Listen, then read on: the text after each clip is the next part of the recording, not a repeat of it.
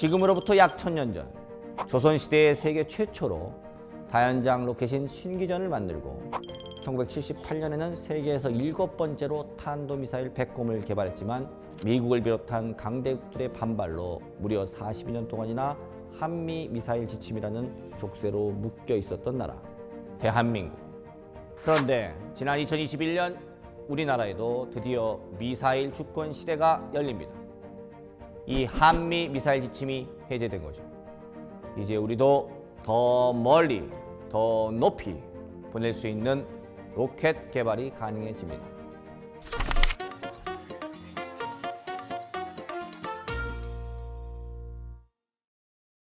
안녕하세요. 금융으로 읽는 세상 이야기 최영진입니다.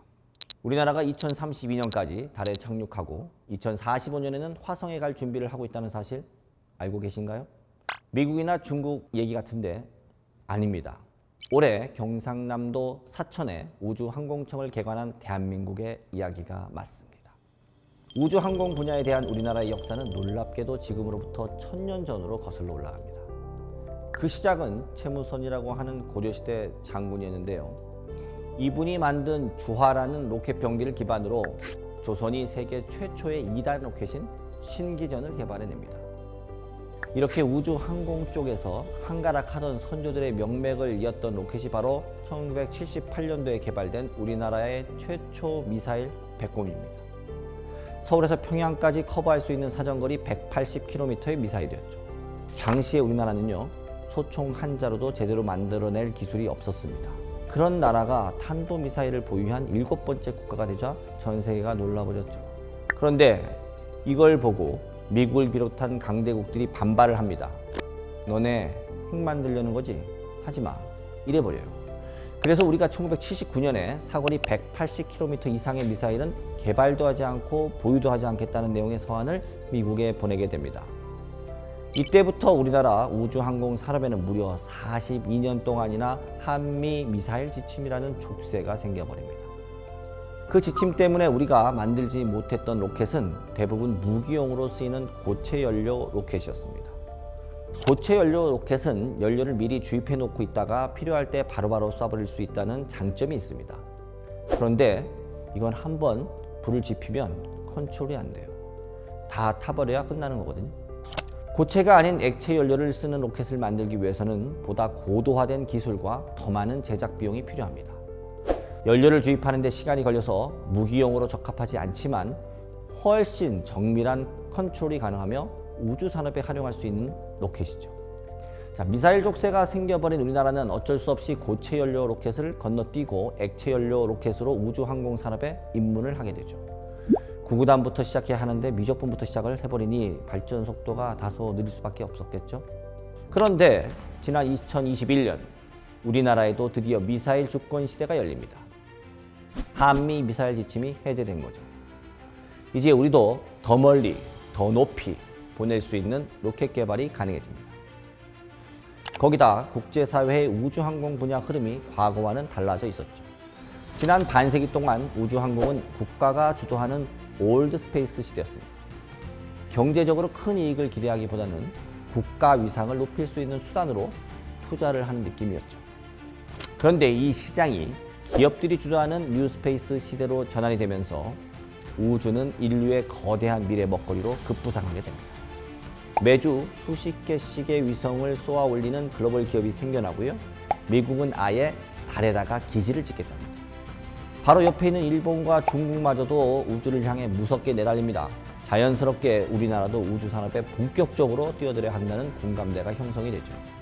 이런 상황에서 추진력을 얻기 위해 설립된 기관이 바로 한국판 나사라고 불리는 우주항공청입니다. 기존에 여기저기에 산재되어 있던 우주 관련 역량을 끌어모아서 하나의 전문적인 의사결정 기구로 만드는 거죠. 이게 시작이지만 정부의 우주항공 분야 예산도 늘어나고 있습니다. 2025년에는 올해보다 27% 늘어난 9,649억 원이 우주항공청 예산으로 편성이 됐고요. 2027년까지 1.5조 원으로 확대될 계획입니다. 그렇게 본격화되고 있는 우리나라 우주항공 산업의 목표가 일단은 달을 찍고 화성에 가는 거라고 말씀드렸잖아요. 이 계획의 핵심은 뭐냐면 그걸 해낼 수 있는 로켓을 개발하겠다는 겁니다. 그 과정에는요, 국내 우주항공 관련 기업은 물론 굉장히 많은 기반 산업들이 엮여 있습니다. 작년에 순수 우리 기술로만 제작되어 3차 발사가 이루어진 한국형 발사체 누리호 있죠? 이 누리호 제작과 발사에 참여한 기업들이 300개가 넘습니다. 일단 발사체의 심장인 75톤급 엔진은 한화 에어로스페이스에서 제작을 했고요. 이 외에도 볼트와 너트 같은 작은 부품까지 무려 37만 개에 달하는 부품 대부분을 국내 기업들이 만들었습니다. 우주항공 밸류체인에 발사체와 위성 제조 사업만 있는 것도 아니죠.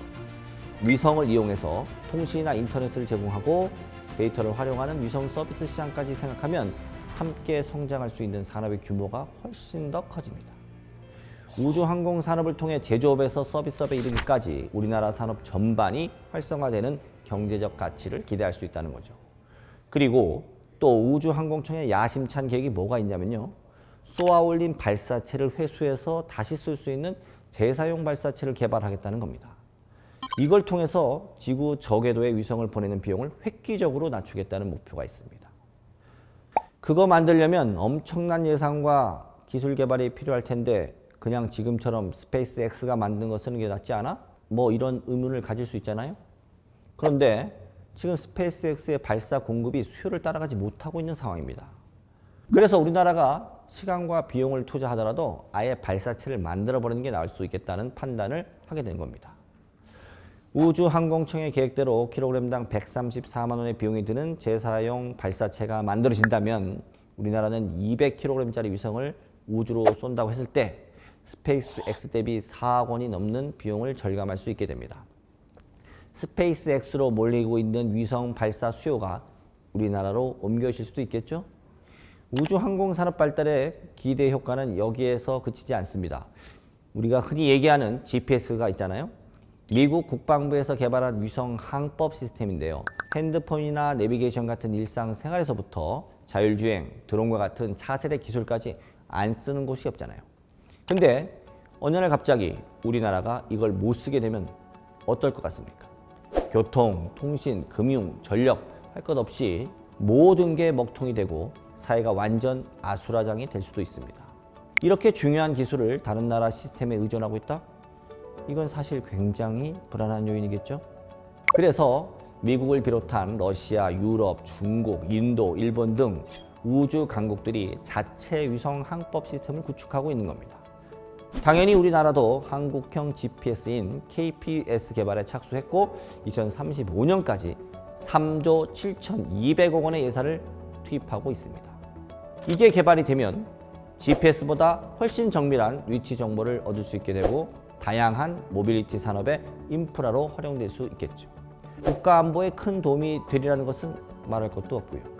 자, 이처럼 국내 우주항공 산업은 다양한 측면에서 혁신적인 가치를 지니고 있습니다. 국가의 도전이 성공적인 결과로 이어지기 위해서는 뉴스페이스 시대를 이끌어갈 민간 기업의 역할도 매우 중요한데요. 최근 우리나라에도 민간 주도 위성 산업의 새로운 가능성을 알린 기업이 있습니다. 순수 우리 기술로 만든 민간 위성을 우주로 쏘아 올리고 타 우주 강국에 버금가는 고화질 지구 영상을 수신하는 데 성공한 이 회사, 바로 한화 시스템입니다. 한화 시스템은 현재 제주도에서 제주 한화 우주센터를 조성하며 한국형 뉴 스페이스 시대를 주도하고 있습니다. 대한민국 대표 우주기업인 한화 에어로스페이스 역시 국내 최대 규모의 민간 발사체 생산 시설을 건설하며 민간 주도의 우주 경제 시대를 개척하고 있습니다. 그 외에도 카이, LIG 넥스원 등 다양한 대한민국 민간 기업들이 민간 주도의 우주 경제 시대를 개척하고 있습니다. 자동차, 반도체, 통신, 로봇, AI 등 다양한 분야에서 세계 최고의 기술력을 갖추고 있는 대한민국.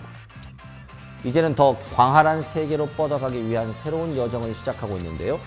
우주항공청이라는 동력을 발판 삼아 민, 관, 군이 함께 더 높이 도약할 우리나라 우주항공 산업의 무한한 가능성을 응원하면서 오늘 이 영상을 마치도록 하겠습니다.